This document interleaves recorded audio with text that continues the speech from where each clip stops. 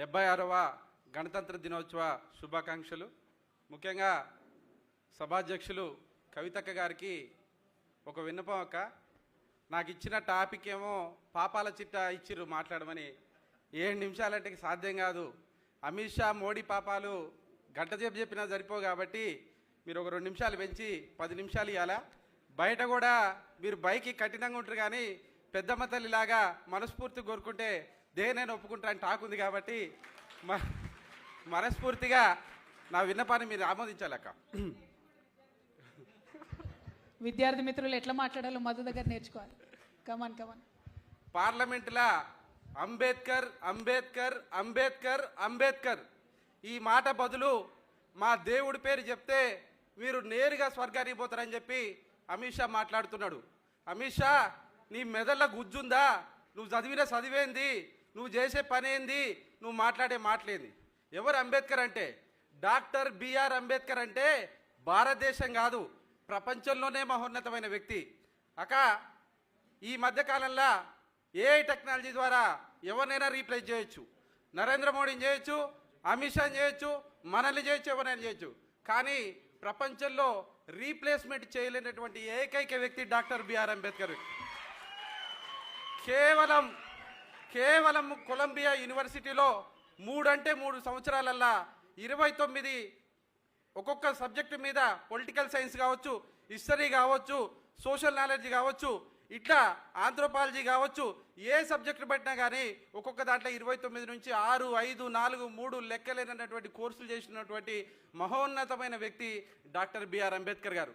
నీ యూనివర్సిటీ పేరు కూడా తెలియదు. లండన్ గ్రేస్ యూనివర్సిటీలో మొట్టమొదటిసారిగా బారిస్టర్ చేసినటువంటి వ్యక్తి డాక్టర్ బిఆర్ అంబేద్కర్ గారు.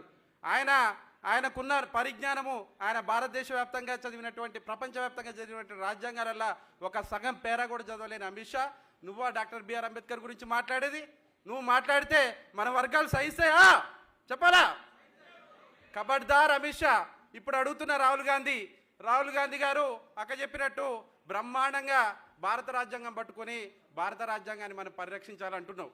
మరి నేను అడుగుతున్నా, నిట్ట నిలువున డాక్టర్ బిఆర్ అంబేద్కర్ని మోసం చేసిందే కాంగ్రెస్ పార్టీ. భారత రాజ్యాంగాన్ని రాయటానికి రాజ్యాంగ పరిషత్ ఎన్నుకోవాల్సి వచ్చిన సందర్భంలో నార్త్ ముంబై నుంచి పోటీ చేసినప్పుడు డాక్టర్ బిఆర్ అంబేద్కర్ గారిని దగ్గరుండి ఓడగొట్టినటువంటి ఈ కాంగ్రెస్ పార్టీ ఇవాళ భారత రాజ్యాంగం గురించి మాట్లాడుతున్నది.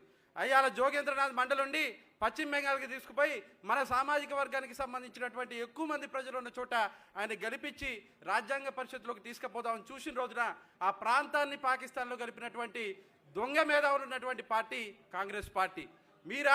మీరా మాట్లాడేది మా అంబేద్కర్ గురించి? మేము నిక్కచ్చిగా అడుగుతున్నాం. మీరు చేసిన మోసాలు ఇప్పుడు కొత్త బ్యాచ్ ఒకళ్ళు తయారయ్యారు. ఈ యూట్యూబ్లలో ఏ తలకమాసినోడు కూడా అంబేద్కర్ గురించి మాట్లాడుతుడు. అంబేద్కర్ అనగానే ఆయన డ్రాఫ్టింగ్ కమిటీ చేసిందానే తీసుకొచ్చిండు, కానీ ఆయన ఏమీ రాయలేదని చెప్పి కొత్త ముచ్చట చెప్తారు. ఎవరైతే బిఎన్ రావు అని చెప్పేసి రాజ్యాంగ పరిషత్కి చైర్మన్గా ఉందనుకున్నటువంటి వ్యక్తి సాక్షాత్తు ఆయన లండన్కి పోయి అక్కడ ఎక్స్పర్ట్స్ని పట్టుకొని అడిగినటువంటి సందర్భం ఉంది.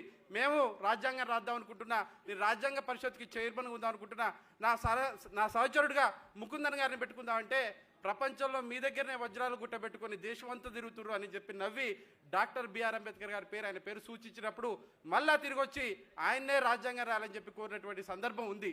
అట్లాంటి అంబేద్కర్ గారి మీద మీ నోటికి వచ్చినట్టు మాట్లాడుతున్నట్టు వస్తే మేము ఊరుకునే పరిస్థితి లేదు.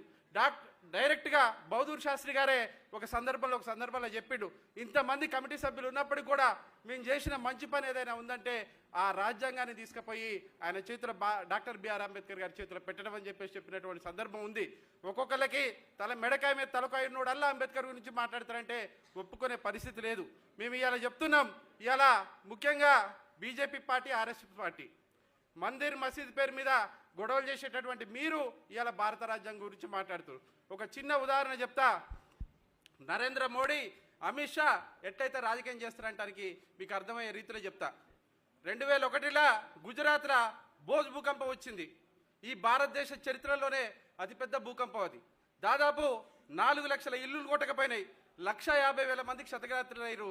దాదాపు 20,000 మంది చచ్చిపోయినటువంటి సందర్భం. అప్పుడు గుజరాత్ ముఖ్యమంత్రిగా కేశుభాయ్ పటేల్ ఉన్నాడు. ఆ సందర్భంలో వాజ్పేయి గారు కూడా, అద్వానీ గారు కూడా మాట్లాడుకొని మరి మనకి కేశుభాయ్ పటేల్ సమర్థవంతంగా చేయలేకపోతుందని చెప్పేసి నరేంద్ర మోడీ గారికి ముఖ్యమంత్రిగా అవకాశం ఇచ్చిర్రు. ఆ సందర్భంలో సంవత్సరం కాలం ఉంది. సంవత్సర కాలంలో ఏ ముఖ్యమంత్రి అయినా ఏం చేస్తారంటే ఈ భూకంప తాకిడికి బలైనటువంటి గుజరాత్ని ఎట్లా బాగు చేద్దామని చూస్తాడు. కానీ విష నరహంతకులైనటువంటి ఈ ముఠ ఏం చేసిందో తెలుసా? ఒక సబర్మతి ఎక్స్ప్రెస్లో 150 మంది 2000 మందితో వస్తున్నటువంటి కరసేవకుల్ని ఒక ముస్లిం మూక చంపేసిందని చెప్పేసి 150 మందిని నిలువున తగలబెట్టించినటువంటి సందర్భం వచ్చింది. దాంతో గుజరాత్లో అతిపెద్ద పెనుబీభత్సం జరిగింది. మానభంగాలు, ముస్లింల ఊతకోసలు, చిన్నపిల్లల అపహరణ, ఎక్కడ ఊహించని విధంగా, ఎక్కడ జరగని విధంగా వేల మంది, దాదాపు నానావతి కమిషనే దాదాపు 3000 మంది నిర్దాక్షిణ్యంగా ఊచకూత కూర్చుని చెప్పేసి మనకి ఇచ్చినటువంటి సందర్భంలో నరేంద్ర మోడీ ప్రభుత్వం 1 ఇయర్లో ఎన్నికలకు పోయి దాదాపు 120 స్థానాల పైన గెలిచింది.